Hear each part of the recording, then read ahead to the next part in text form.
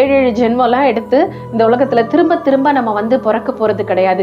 ஆனா இந்த உலகத்துக்கு அப்புறம் நமக்கு ஒரு மறுவாழ்வு உண்டு. அந்த மறுவாழ்வை நம்ம எங்க கழிக்கிறோம், எங்க செலவிட போறோன்றது தான் பெரிய கேள்வி. ஆண்டவர் தம்மோடு கூட நித்திய காலமாய் நம்ம இருக்கணும் அப்படிங்கிறதுக்காக தான் உலகத்துல பிறந்து பல பாடுகள் பட்டு வாழ்ந்தாருன்னு சொல்லி நம்ம பார்க்கிறோம். இதைதான் யோவான் 3:16 தேவன் தம்முடைய ஒரே பேரான குமாரனை விசுவாசிக்கிறவன் எவனோ அவன் கெட்டு போகாமல் நித்திய ஜீவனை அடையும்படிக்கு அவரை தந்தருளி இவ்வளவாய் உலகத்தில் அன்பு கூர்ந்தார். பாருங்க, ஏசப்பாவினுடைய பிறப்பை சந்தோஷமா கொண்டாடிட்டு இருக்கோம்.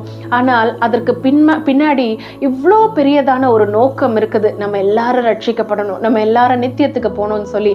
அதனால ஏசப்பா பிறப்பை கொண்டாடிட்டு இருக்க நீங்க அந்த நோக்கத்தை மறந்துடாதீங்க.